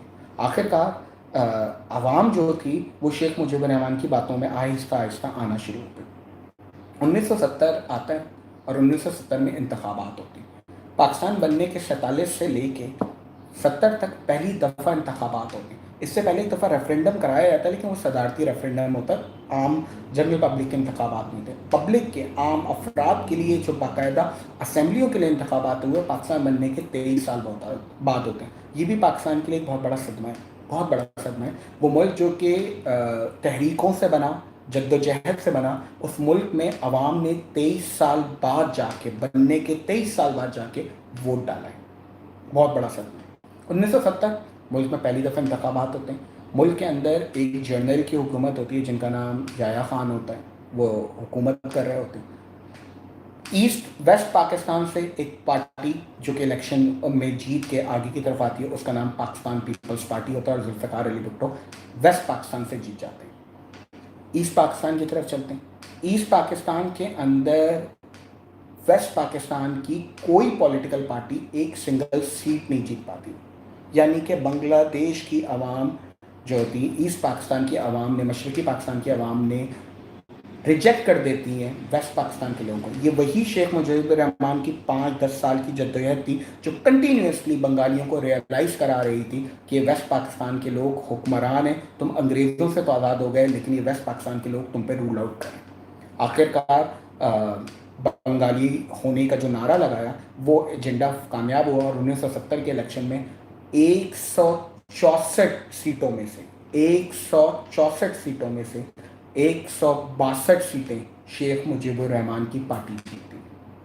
164 میں سے 162 سیٹس ون کرتی ہے شیخ مجیب الرحمان کی پارٹی.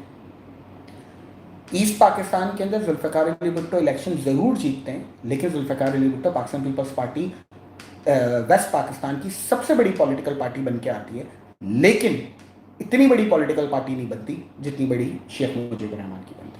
اب آگے پولیٹیکل ڈائلاگ شروع ہوتے ہیں. اب یہ پولیٹیکل ڈائلاگ اس طریقے سے شروع ہوتے ہیں,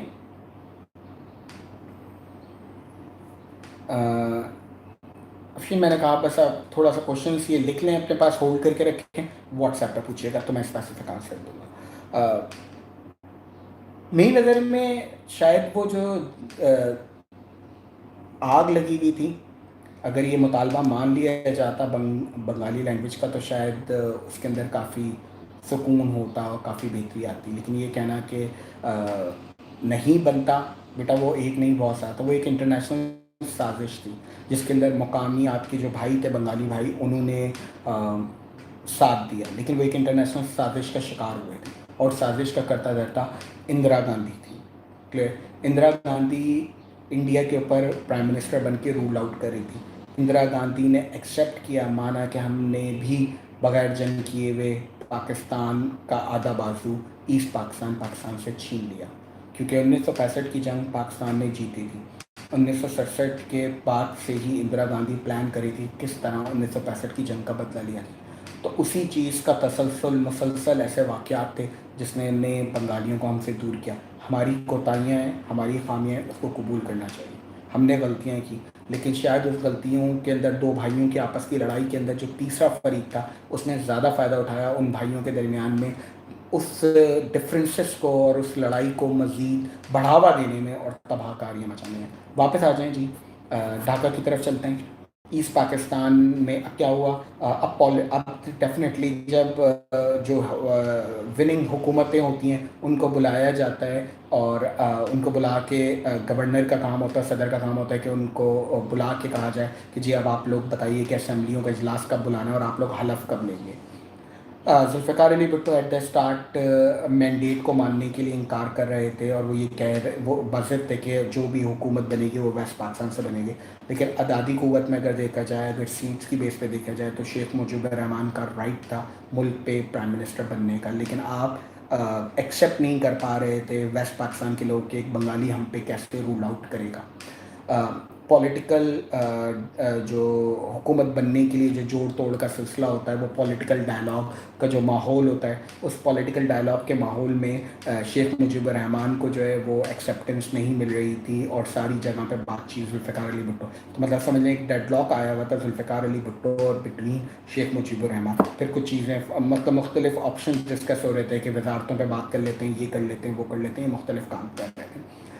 ان دا مین وائل جب یہ ڈیلے ہوا اور الیکشن کے ریزلٹس آ گئے، لیکن اس کے باوجود حکومت کی تشکیل میں ڈیلے ہوا، تو اس ٹائم کے اوپر جو ایک فورس تھی وہاں پہ، جس کو مکتی بہانی کہتے ہیں، مکتی بہانی بنگالی زبان کا ایک لفظ ہے جس کا مطلب آزادی کا ٹولہ، یعنی کہ جو آزادی مانگ رہا تھا. تو مکتی بہانی نے باقاعدہ طور پہ پاکستانی آرمی کے اوپر، جو کہ اس وقت بنگلہ دیش میں موجود تھی، پاکستان وہ اردو بولنے والے جو بنگلہ دیش میں موجود تھے، وہ بہاری جو بنگلہ دیش میں موجود تھے، ان کے گھروں کے اوپر باقاعدہ طور پہ حملہ کرنا شروع کر دیا، اور انہوں نے لوگوں کو آگ لگانا شروع کر دی، ان کے گھروں کو آگ لگانا شروع کر دی. اور ڈھاکہ کے اندر حالات جو تھے وہ پاکستان مخالف بننا شروع ہو گئے.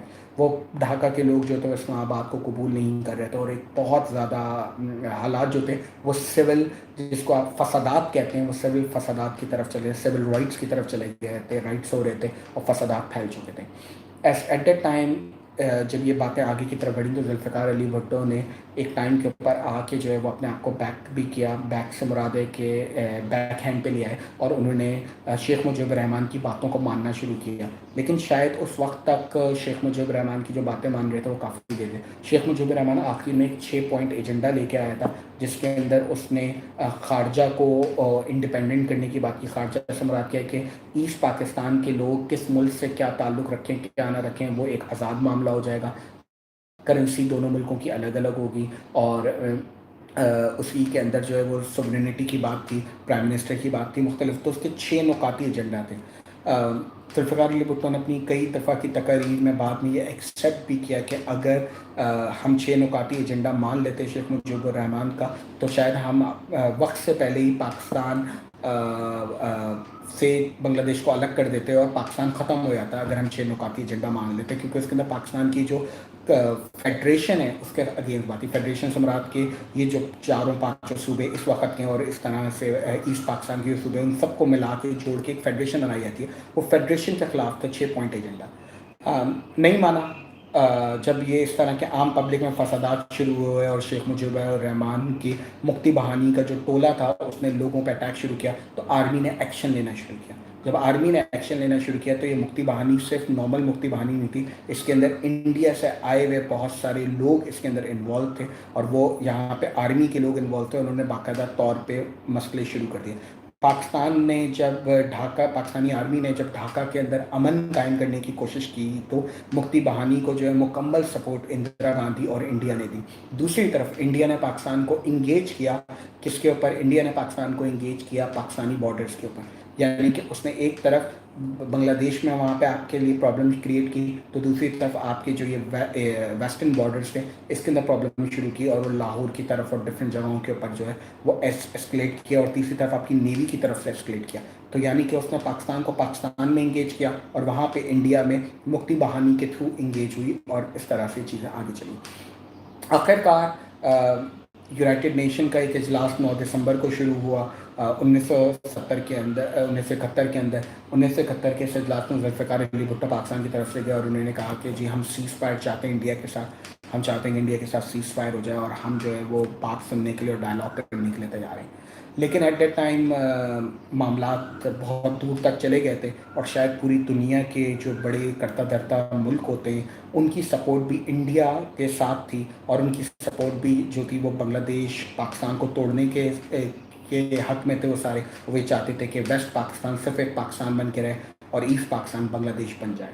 آخرکار 16 دسمبر 1971 ایک ایسا دن ہوتا ہے جس کو آپ فال آف ڈھاکہ کے نام سے یاد کرتے ہیں، جس کو آپ سقوط ڈھاکہ کے نام سے یاد کرتے ہیں، جس دن ڈھاکہ جو تھا وہ مکمل طور پہ پاکستان سے آزاد ہو گیا تھا، اور وہاں پہ ایک سیز فائر کا एक एग्रीमेंट लिखा गया था जिसमें पाकिस्तान की आर्मी ने हथियार डाल दिए थे और हमने सीज़ फायर किया था, और बांग्लादेश उस वक़्त के इंडिया ने हमारे आर्मी के जवानों को भी अरेस्ट किया, उनको यरगमाल बनाया, सियासी कैदी बनाया, और बांग्लादेश जो है वो एक मुकम्मल तौर पे आज़ाद मुल्क के तौर पे दुनिया के नक्शे पे उभर के सामने आया, और उसका पाकिस्तान से कोई ताल्लुक़ नहीं था। अब वो पाकिस्तान नहीं कहलाया, 16 दिसंबर 1971 के बाद से वो बांग्लादेश बन गया और वो बांग्लादेश आगे चला। अब उस बांग्लादेश के बाद पाकिस्तान ने 4 साल के बाद 1974 में जुल्फ़िकार अली भुट्टो ने बाकायदा तौर पे बांग्लादेश को एक मुकम्मल इंडिपेंडेंट मुल्क के तौर पर रियासत पाकिस्तान ने कबूल कर लिया, अपनी एम्बेसी खोल ली, और अब हमने अपना जो क्लेम ईस्ट पाकिस्तान का था उससे पीछे हट गया। अब हमने बांग्लादेश को बांग्लादेश मानना शुरू कर दिया 1974 के अंदर, 1974 में। Then as it is Bangladesh आपके सामने बना, और ये फॉल ऑफ ढाका है। मैं आपको एक बड़े मज़े की बात बताऊँ, फॉल ऑफ ढाका में जितने लोग मारे गए हैं, 1947 की 1857 के अंदर हज़ारों लोग दिल्ली में मारे गए थे 1857 की वॉर ऑफ इंडिपेंडेंस में, जो हमने अंग्रेज़ों के ख़िलाफ़ मुसलमान हिंदुओं ने मिलकर, अंग्रेज़ भी मतलब मुसलमान भी मरे थे और हिंदू भी मरे थे। 1947 में हिंदू मुसलमान के जो फसादात हुए थे इस मुल्क के बनने में, फिर हज़ारों लोग मरे थे, लेकिन ये दोनों के मरने वाले कम हैं जितने 1971 में बांग्लादेश के बनने में जितने लोग मरे।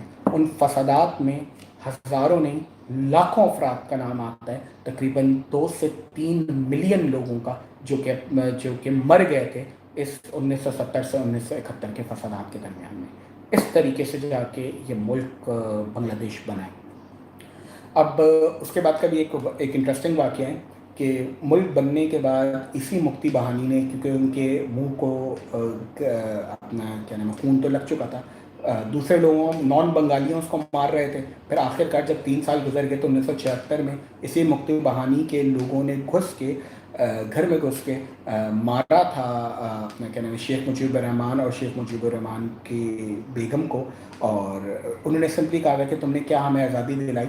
हमारे मुल्क के उस वक़्त के अगर 3-4 साल के आप हालात देखें तो वहाँ पे बांग्लादेश में सैलाब भी आ गया था, गुर्बत में वो पहले ही रह रहे थे, फैक्ट्रीज उनके पास नहीं थी, तो उन्होंने बोले ये कौन सी आज़ादी थी, इससे बेहतर तो हम पाकिस्तान के साथ थे, गरीब ज़रूर थे लेकिन कम अज़ कम कुछ खाने को तो मिल रहा था, तुमने हमें क्या आज़ादी दिलाई। तो उन्होंने घर में घुस के शेख मुजीबुर रहमान की बेगम को मार दिया था। शेख मुजीबुर रहमान की बेटी बच गई थी, शेख मुजीबुर रहमान की बेटी ही आगे जाके जो है वो 3 टाइम्स बांग्लादेश की प्राइम मिनिस्टर बनी है, और शेख मुजीबुर रहमान की बेटी वहाँ पर मौजूद है। शेख हसीना वाजिद की मैं बात कर रहा हूँ, शेख हसीना वाजिद शेख मुजीबुर रहमान की साहबजादी हैं जो कि 3 टाइम्स बांग्लादेश की प्राइम मिनिस्टर बन चुकी हैं। वापस टूवर्ड्स द टॉपिक आए, एक बड़ा इंटरेस्टिंग बात यह है कि इसके अंदर ना बेगुनाह लोगों की बहुत ज़्यादा मर रही है इस बांग्लादेश के बनने में। बांग्लादेश के मरने में ना 3 ऐसे ख़ानदान हैं जिनका बड़ा डायरेक्टली हम कहते हैं कि उनकी इन्वॉल्वमेंट मौजूद है।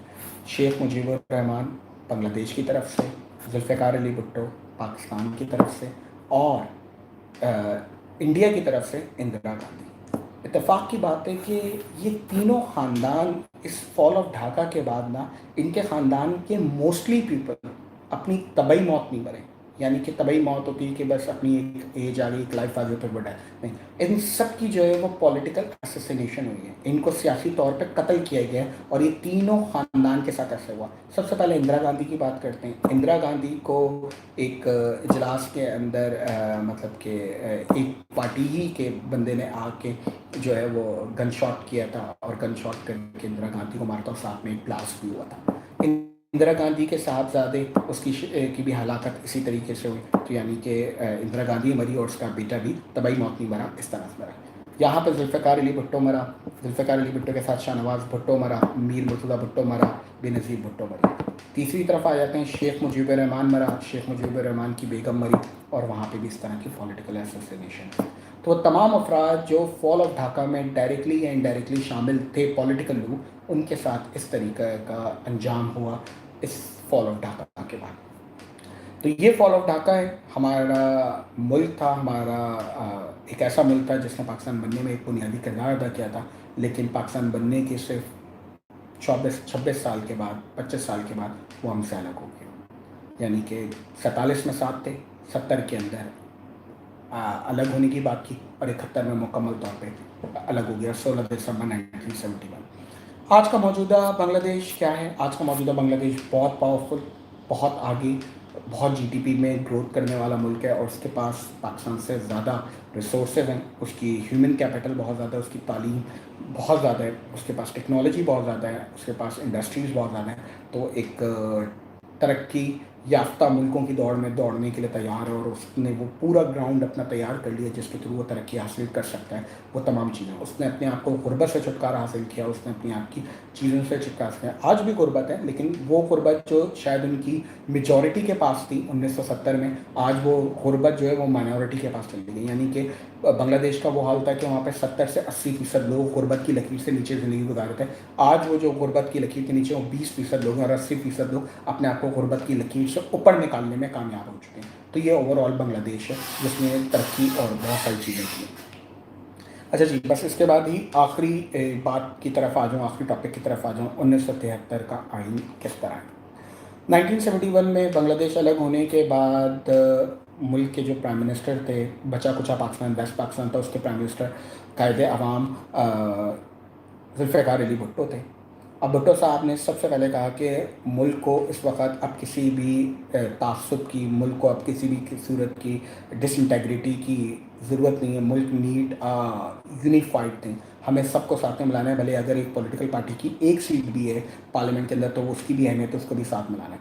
1972 में, बांग्लादेश के एक साल के बाद 1972 में, सारे उलमाए इकराम को, तमाम पॉलिटिकल पार्टी के लीडर्स को, तमाम बिग शॉट्स को जो उस वक्त पॉलिटिकल लीडर थे, उन सबको इस्लामाबाद बुलाया गया और उनको एक काम लगाया गया कि आपको पाकिस्तान के लिए एक मुतफ़िका आइन, एक ऐसा आइन बनाना है जो कि मुकम्मल हो, हर सूरत में इस्लाम की तालीमात के मुताबिक हो और वो आइन पाकिस्तान को चलाने में काम आए, वो पाकिस्तान को मज़ीद ना तोड़े और पाकिस्तान इंटीग्रेट रहे, उसकी फेडरेशन कायम रहे, उसकी फेडरेशन में जो चारों सूबे आते हैं वो कायम रहे और चारों सूबे अपने आप को फेडरेशन का हिस्सा समझें, किसी को एहसास महरूमी का एहसास ना हो।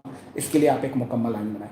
आखिरकार एक साल की मुसलसल मेहनत और इजलासों के बाद उस वक़्त के उलमा इकराम, पॉलिटिकल पार्टी, सारी पॉलिटिकल पार्टी ने मिल के, डेफिनेटली ये काम जुल्फ़िकार अली भुट्टो ने कराया था, लेकिन इसमें सारी पॉलिटिकल पार्टी शामिल थे, सब ने मिलकर मुल्क को एक आइन बना के दिया और उस आइन को हम 1973 का आइन कहते हैं।